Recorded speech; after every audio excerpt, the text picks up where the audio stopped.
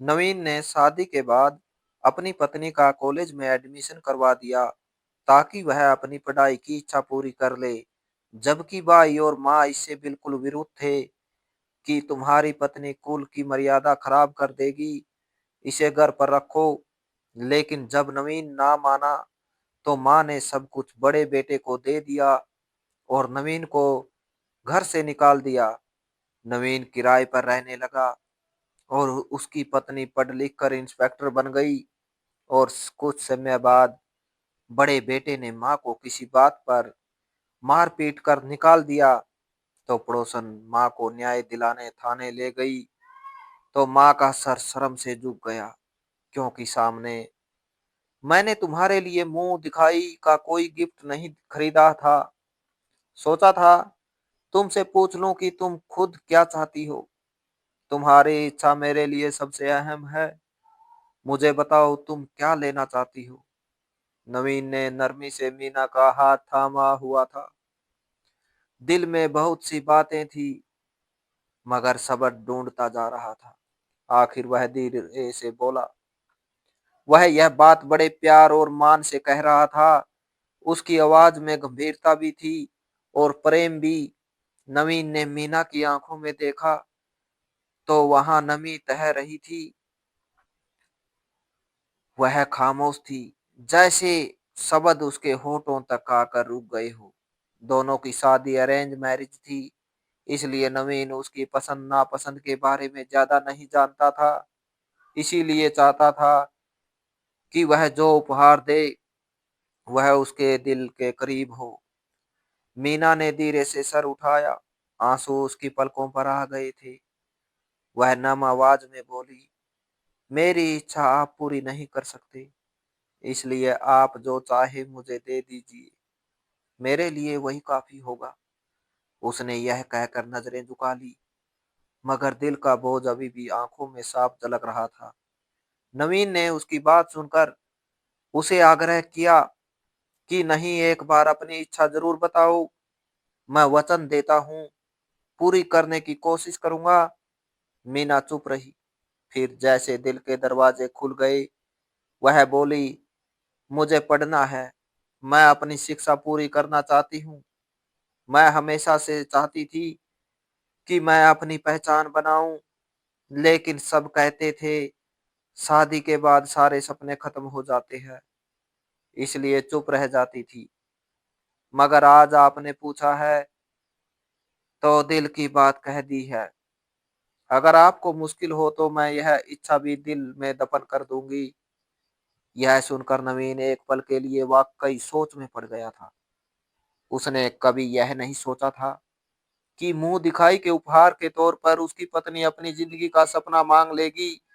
लेकिन उसके दिल ने तुरंत फैसला कर लिया था। वह मुस्कुराया और मजबूत स्वर में कह दिया, तुम्हारी यह इच्छा मैं जरूर पूरी करूंगा। तुम सिर्फ मेरा साथ देना, मेरे लिए यही काफी है। नवीन की बात सुनते ही मीना की आंखों से आंसू बहने लगे। वह बार बार धन्यवाद करती रही। उसके दिल में पहली बार एक सुकून उतर आया था। उसे लगा शायद वाकई अब उसकी जिंदगी सिर्फ गृहस्थी तक सीमित नहीं रहेगी। अगले ही दिन नवीन ने अपने घर वालों के सामने खड़े होकर बात की। उसका सबर ठोस था। वह कह रहा था, माँ कुछ भी हो जाए मैं मीना का पढ़ा कर ही रहूंगा। वह पढ़ना चाहती है, यह उसकी इच्छा है और मैं उसकी इच्छा पूरी करना चाहता हूँ। अब वह मेरी पत्नी है, मेरी जिम्मेदारी है। अगर वह मेरे होते हुए भी अपने सपने पूरे करने के लिए तरसती रहे तो उससे शादी करने का कोई फायदा नहीं रहेगा। उसके हर शब्द में सच्चाई थी। माँ ने गुस्से से उसकी बात का जवाब दिया और कहा, इसे बिल्कुल भी पढ़ाने की जरूरत नहीं। यह कल को हमारे कुल का नाम डुबो देगी। पढ़ लिख कर कौन सा अफसर बन जाना है। इसे घर संभालना है, बच्चों को जन्म देना है। शादी के बाद स्त्री का धर्म बस यही होता है। इसे अगर पढ़ाई करनी थी तो अपने मायके में बैठकर करती, यहाँ क्यों आई है? हमें क्यों मुश्किल में डाला है? माँ ने आगे कहा, अभी इसके भाई को फोन करती हूँ, उन्हें बताती हूँ कि उनकी बहन हमारी रीति रिवाजों के खिलाफ जा रही है। जब हमारे जैसी औरतों के साथ इसका स्वभाव मिलता ही नहीं था, तो ब्याह कर हमें मुसीबत क्यों दी गई? घर का माहौल तब गया था। नवीन ने बहुत समझाने की कोशिश की, मगर किसी ने उसकी एक ना सुनी। वह चुप होकर वापस कमरे में आ गया। मीना बिस्तर पर बैठी हुई थी, सर झुका हुआ था, आंखें लाल थी। नवीन जानता था कि माँ की आवाज इतनी तेज थी कि कमरे में बैठी मीना ने सारी बातें सुन ली थी। वह उसके पास आकर बैठ गया, उसका हाथ अपने हाथ में लिया और नरम स्वर में कहा, तुम बस मुझ पर विश्वास रखो, मैं तुम्हें जरूर पढ़ाऊंगा। मीना ने धीरे से सर उठाया, आंखों में उदासी थी। वह बोली, मैं आपको संकट में नहीं डालना चाहती। अगर घर वालों को पसंद नहीं तो मैं नहीं पढ़ूंगी। मैं इनकी इच्छा के विरुद्ध नहीं जाना चाहती। शायद यही मेरा भाग्य है। उसके होंठ मुस्कुरा रही थी, मगर दिल रो रहा था।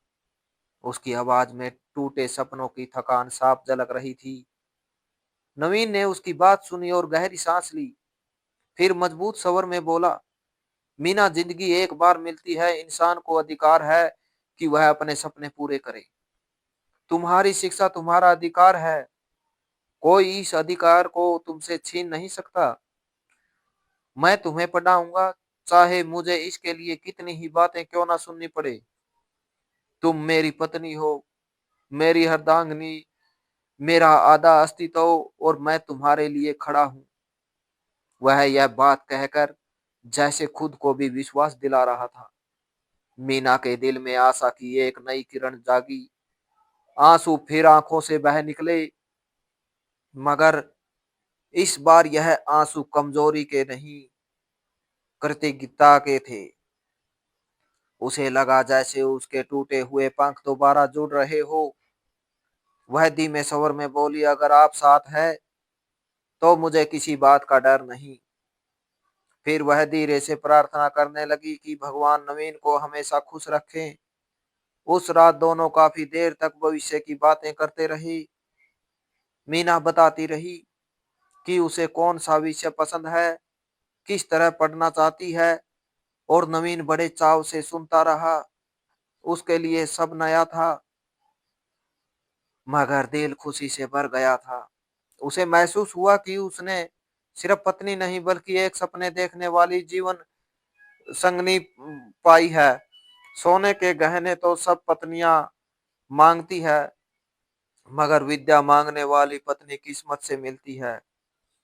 घर वालों का विरोध अपनी जगह कायम था, मगर दोनों के दिल में साहस आ गया था। उनके बीच एक मौन संकल्प हो चुका था कि वह एक दूसरे के सपनों का साथ देंगे, चाहे समाज कितना ही कठोर क्यों ना हो।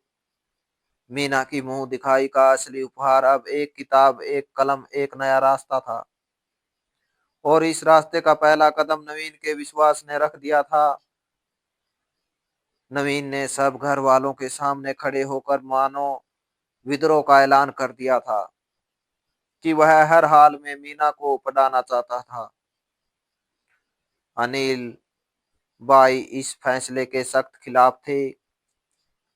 माँ बार बार यही कहती रहती थी कि मीना कुल का नाम मिट्टी में मिला देगी।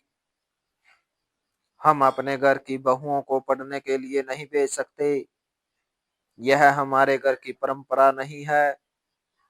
नवीन ने किसी की एक नहीं सुनी। नतीजा उसकी उम्मीदों के मुताबिक ही आया था।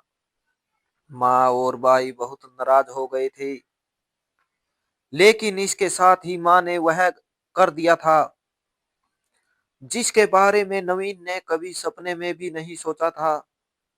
माँ ने नवीन और मीना को घर से निकाल दिया था। उन्होंने सब कुछ अपने बड़े बेटे को दे दिया था। जायदाद के नाम पर एक पैसा भी नवीन के पास नहीं रहने दिया था।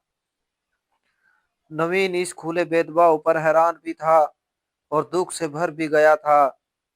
उसने सारी जिंदगी अपने घर वालों का साथ दिया था, मगर आज सिर्फ इस वजह से पराया कर दिया गया था कि वह अपनी पत्नी को पढ़ाना चाहता था।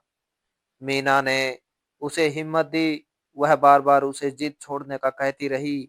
उसका कहना था कि वह पढ़ाई का सपना छोड़ दे मगर परिवार ना छोड़े। मगर नवीन अपनी बात पर अटल था। वह कहता था कि गृहस्थी की शुरुआत में अगर पत्नी से कोई वचन दिया है तो उसे पूरा भी अवश्य करूंगा। अगर पहला वचन ही ना निभा सका तो आगे जिंदगी में किए जाने वाले किसी भी वादे पर मीना का विश्वास नहीं रहेगा। नवीन के पास थोड़ी सी जमा पूंजी थी। मीना ने अपने सोने की चैन बेच दी। कुछ दिन दोनों मीना के मायके में रहे। फिर नवीन ने अपने लिए किराए का घर ले लिया। वह दिन रात परिश्रम करने लगा। मीना आगे बढ़ने लगी। मीना नवीन से बहुत प्रेम करने लगी थी।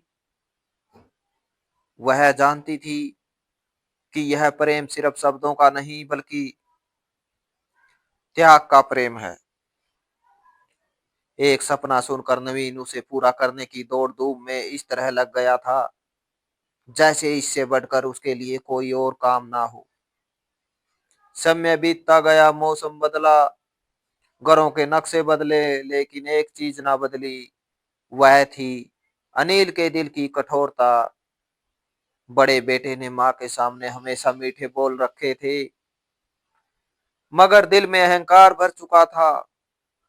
जब सारी संपत्ति उसके नाम हो गई तो उसकी आंखों में घमंड आ गया। अम्मा उसके लिए सिर्फ एक बोझ थी। वही माँ जिसके लिए कभी वह कपड़े लाता था, अब उनकी उपस्थिति से भी तंग आ गया था। धीरे धीरे उसका व्यवहार बदलने लगा। पहले बात बात पर तेवर दिखाता, फिर कड़वे स्वर में बोलने लगा। माँ हर बात पर चुप रहती, सोचती थी कि यही मेरा निर्णय था, मैंने ही सब कुछ इसी के हवाले किया था, अब सहन भी मुझे ही करना है। उनके दिल में पछतावे की चुभन जागने लगी थी। उन्हें दिन रात नवीन याद आता। वह रात याद आती जब उन्होंने उसे घर से निकाल दिया था। वह सोचती थी कि शायद उसी दिन मेरे भाग्य की रेखा भी बदल गई थी। एक दिन अनिल मामूली सी बात पर आग बबूला हो गया। घर में उसकी पत्नी ने भी तेज आवाज में माँ को बुरा भला कहा।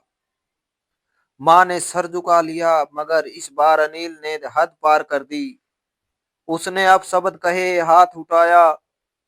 माँ दीवार के साथ लगकर रह गई। उनकी आंखों में आंसू आ गए थे। वह कुछ ना बोली, बस इतना सोचती रही कि आज मेरा अपना ही बेटा मुझ पर हाथ उठा रहा है। यह वही बेटा है जिस पर मैंने विश्वास किया, सब कुछ दे दिया। उसी दिन उन्हें घर से निकाल दिया गया। उनके हाथ में सिर्फ एक छोटी सी पोटली थी। दरवाजा उनके पीछे बंद हो गया। वह गली में खड़ी थी, आंखों से आंसू बहते जा रहे थे। उनके कदम डगमगा रहे थे। वह थक कर एक पेड़ की छाया में बैठ गई। सारी जिंदगी की मजबूती जैसे एक पल में टूट गई थी। उन्हें एहसास हो रहा था कि असली बेघर तो आज हुई हूँ। नवीन और मीना को मैंने निकाला था, आज मुझे मेरे ही घर ने ठुकरा दिया। पड़ोसन ने उन्हें देखा तो आगे बढ़ी। उसने माँ को सहारा दिया, पानी पिलाया, फिर वह सीधे उन्हें थाने ले गई ताकि उनको न्याय मिल सके। माँ का सर झुक गया। उन्होंने थाने के दरवाजे के सामने आकर रुक जाना चाहा। सोचती रही कि मैं कहाँ आ गई हूँ। मैं तो कहती थी कि पढ़ लिख कर औरत कुल का नाम डुबोती है। आज न्याय की आस में खुद इसी दरवाजे पर खड़ी हूँ। जिंदगी ने जैसे खामोश तमाचा मार दिया था। अंदर गई तो कुर्सी पर एक प्रभावशाली महिला बैठी थी। वर्दी में थी, मजबूत चेहरा, आंखों में विश्वास। वह कुछ पेपर्स देख रही थी। पड़ोसन ने आगे बढ़कर बात शुरू की। माँ ने सर झुका लिया। उनकी आवाज नहीं निकल रही थी। दिल में सिर्फ एक ही सोच थी कि मैं बेसहारा हूं। जिस बेटे पर विश्वास किया उसी ने ठुकरा दिया। अचानक उन्होंने हाथ सुनी। इस कुर्सी पर बैठी इंस्पेक्टर ने सर उठाया। माँ की नजर जब उस चेहरे पर पड़ी तो उनके हाथ पांव कांप गए। उनके होठ थरथरा उठे। सामने मीना बैठी थी। वही मीना, वही बहू जिसके बारे में माँ ने कहा था कि पढ़ लिख कर नाम खराब करेगी। आज वह वर्दी में उनके सामने बैठी थी। उसके कंधे पर सितारे चमक रहे थे। आंखों में गरिमा थी और चेहरे पर गंभीरता थी। माँ का सर और झुक गया। उनके आंसू छलक पड़े।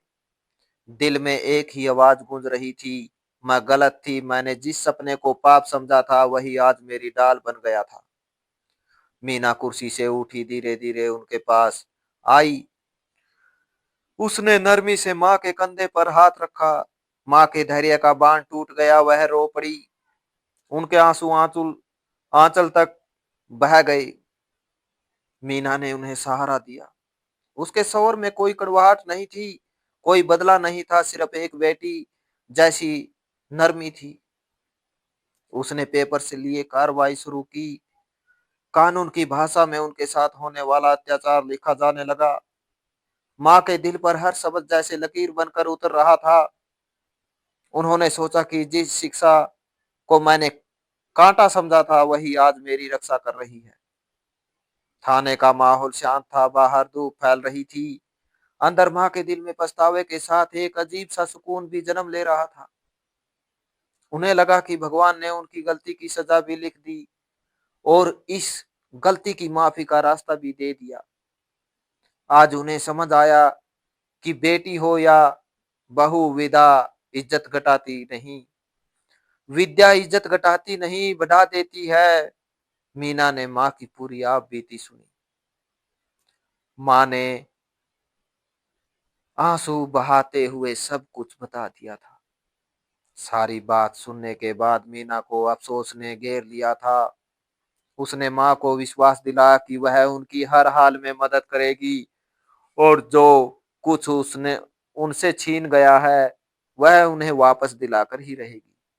उसने कुछ जरूरी कार्रवाई की थी। माँ का बयान रिकॉर्ड किया था और फिर अनिल के खिलाफ मुकदमा दर्ज कर दिया था। थाने के इतिहास में ऐसा पहली बार हुआ था, एक माँ ही अपने बेटे के खिलाफ मुकदमा दर्ज करवा रही थी। माँ ने ना सिर्फ हाथ उठाने का मुकदमा दर्ज करवाया था बल्कि अपनी संपत्ति की वापसी की भी मांग की थी। वह चाहती थी कि उनकी सारी जायदाद जो वह अनिल को दे चुकी है वह दोबारा उनके नाम हस्तांतरित हो जाए। मीना ने उनकी एक एक मांग रिपोर्ट में दर्ज कर ली थी और फिर अगले दिन पुलिस को लेकर वह अनिल के घर पहुंच गई थी। माँ ने भी उनके साथ ही थी। माँ भी उनके साथ ही थी। बेल बजाने के बाद मेरा इंतजार करने लगी। दरवाजा अनिल ने ही खोला था, लेकिन अपने सामने मीना, पुलिस और माँ को देखकर वह स्तब्ध रह गया था। मीना ने उस समय इंस्पेक्टर की वर्दी पहन रखी थी। उसने हथकड़ियां अनिल के सामने लहरा दी और कांस्टेबल को अनिल को गिरफ्तार करने को कहा। कांस्टेबल ने आगे बढ़कर अनिल को हथकड़ी लगानी चाहिए तो वह पीछे हट गया और कहने लगा, मुझे किस अपराध में गिरफ्तार किया जा रहा है। तभी माँ आगे बढ़ी और कहने लगी, मुझ पर हाथ उठाने और मेरी संपत्ति अपने नाम करवाने के बाद मुझे घर से निकालने और अपमानित करने के जुर्म में तुम्हें गिरफ्तार किया जा रहा है और इसके साथ ही मुझे बहकाकर अपने भाई का हक भी हड़प लेने की रिपोर्ट भी दर्ज करवाई है। मैंने तुम पर, माँ ने कठोर स्वर में कहा। तो वह जल्दी से माँ के पैरों में गिरकर कहने लगा, माँ मुझे माफ कर दो, मैं सब कुछ वापस करने के लिए तैयार हूँ। लेकिन माँ उसे माफ नहीं करना चाहती थी। वह चुपचाप वापस जाकर गाड़ी में बैठ गई। मीना ने अनिल को लॉकअप में बंद कर दिया था। कुछ दिन माँ के साथ अदालत और पुलिस स्टेशनों के चक्कर लगाती परेशान होती रही, और आखिरकार माँ की संपत्ति वापस उनके नाम पर कर दी गई। यह सारे मामले निपट चुके थे तो मीना ने माँ को बधाई दी और कहा कि अब आप अपने घर वापस जा सकती है। आपको निकालने वाला कोई भी नहीं, बल्कि आप जिसे चाहे अपने साथ रखे। अपनी बात पूरी करने के बाद मीना ने माँ को प्रणाम किया और अपने कैबिन की तरफ बढ़ी। माँ ने उसका हाथ थाम लिया और कहने लगी, मुझे माफ कर दो मीना, मैंने तुम्हारे साथ बहुत बुरा किया। हमेशा बेटियों की शिक्षा को कमतर समझा, मगर तुमने यह साबित कर दिया कि लड़कियों का विद्या ग्रहण करना कितना जरूरी होता है। जिंदगी में सही फैसले के लिए किसी भी हद तक चले जाना चाहिए। मीना मुस्कुरा दी और कहने लगी, माँ, मैंने कभी भी आपके लिए कोई गुस्सा या मैल भी दिल में नहीं रखा। आज मैं जो कुछ हूँ वह नवीन की वजह से हूँ, और मैं यह बात कभी भी भूल नहीं सकती कि नवीन आपका ही बेटा है। वह आपको बहुत याद करता है। मुझे खुशी होगी अगर आप अपने बेटे से मिलने के लिए चलेंगी, और यह सब आप अपनी इच्छा से करें तो ठीक है, वरना मैं आपके साथ कोई भी जबरदस्ती नहीं करना चाहती। मीना ने कहा तो माँ की आंखों में आंसू बहने लगे। क्या नवीन मुझसे मिलेगा? उनके सवाल पर मीना ने चौंक कर उनकी तरफ देखा। उनकी आंखों में उम्मीद भी थी और इसके साथ साथ डर भी था कि पता नहीं बेटा उनसे मिले भी या नहीं, कि उन्हें देखते ही वह मुंह फेर लेगा। वह कम से कम अपने बेटे की वे रुखी बर्दाश्त ही नहीं कर पाती। कुछ साल पहले